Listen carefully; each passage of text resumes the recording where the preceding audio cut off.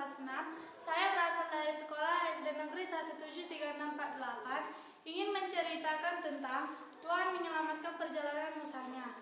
Sebelum kita masuki renungan firman Tuhan, ada baiknya kita berdoa. Mari kita satu dalam doa.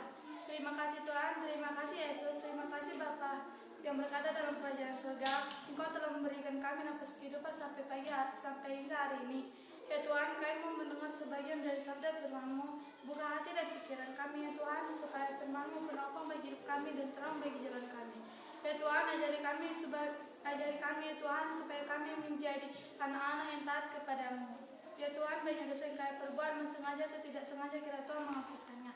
Terpuji nama-Mu ya Tuhan, hari ini sampai selama-lamanya. Amin.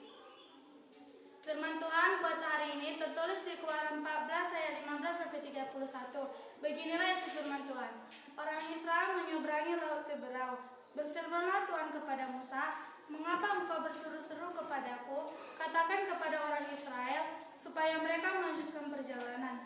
Sekarang angkatlah tongkatmu, ulurkan tanganmu ke atas laut dan belalah airnya, sehingga orang Israel berjalan di tempat kering di tengah-tengah laut. Tetapi sungguh aku akan mengeraskan hati orang Mesir sehingga mereka mengejar orang Israel. Aku akan menyatakan kemuliaanku atas Firaun dan seluruh pasukannya, keretanya dan tentara berkudanya. Orang Mesir akan mengetahui bahwa akulah Tuhan ketika aku memperlihatkan kemuliaanku atas Firaun, keretanya dan tentara berkudanya." Kemudian malaikat Allah yang sebelumnya berjalan di depan tentara Israel pindah dan berjalan di belakang mereka. Tiang awan itu juga pindah dari depan mereka dan berdiri di belakang mereka. Demikianlah tiang awan itu berdiri di antara tentara Mesir dan tentara Israel. Pada satu sisi awan itu menimbulkan kegelapan, pada sisi lain awan itu menerangi malam, sehingga yang satu tidak dapat mendekati yang lain sepanjang malam itu. Lalu Musa mengulurkan tangannya ke atas laut, dan sepanjang malam itu menguangkan air laut dengan perantaran angin timur yang keras, membuat laut itu menjadi tanah kering. Demikian air itu terbelah. Lalu orang Israel berjalan di tempat kering di tengah-tengah laut, sedangkan air itu menjadi tembok di kiri kanan mereka. Tetapi orang Mesir mengejar mereka. Segala kuda Firaun, keretanya dan penunggang kudanya menyusul mereka sampai ke tengah-tengah laut.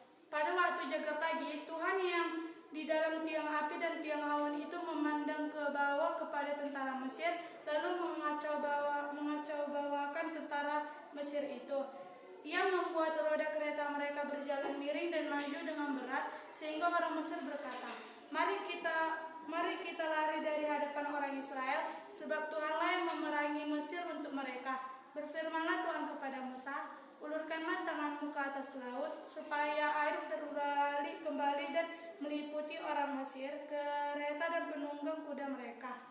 Musa mengulurkan tangannya ke atas laut, maka semua mengulurkan tangannya ke atas laut, maka menjelang pagi air itu terbalik ke tempatnya, sementara orang Mesir lagi dari hadapan air itu.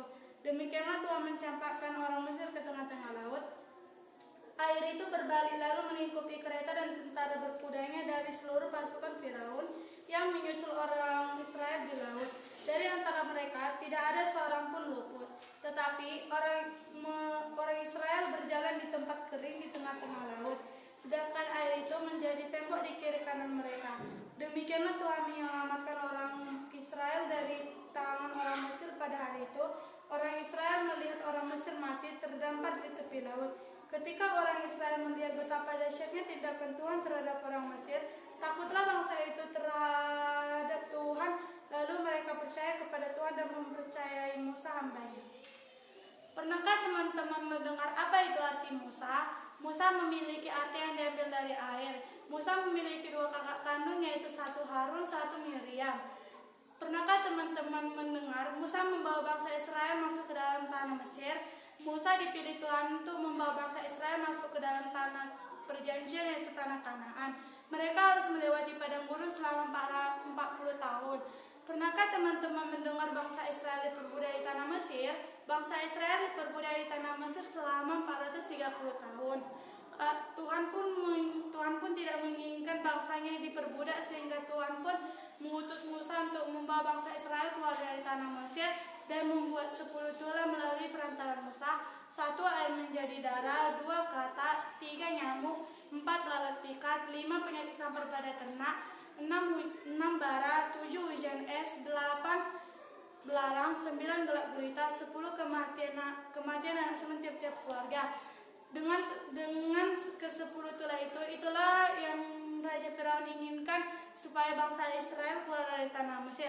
Raja Firaun pun berkata, Musa, bawalah bangsa Israel keluar dari tanah Mesir, karena aku tidak akan melihat mereka lagi.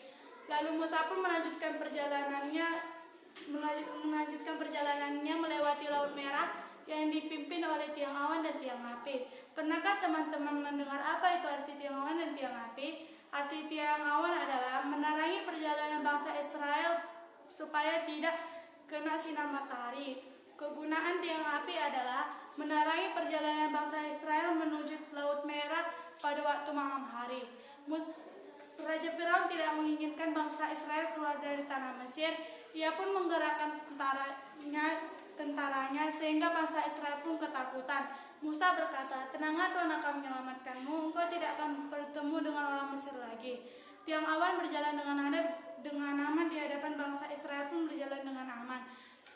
Tiang awan pun menyeberangi laut itu dengan aman, sehingga bangsa Israel pun melewati laut itu dengan nyaman, dan Musa pun memukulkan tongkatnya ke atas laut sehingga laut itu terbelah dan bangsa Israel jatuh di hadapan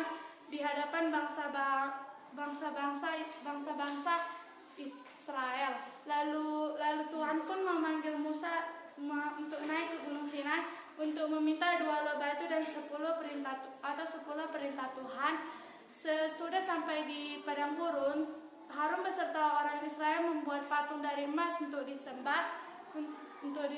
Tetapi Musa marah karena melihat patung itu disembah oleh bangsa Israel, dan Musa pun melemparkan kedua batu itu sehingga hancur berkeping-keping dan menyuruh bangsa Israel untuk meminumnya. Tahukah teman-teman mengapa Raja Firaun tidak menginginkan bangsa Israel keluar dari tanah Mesir?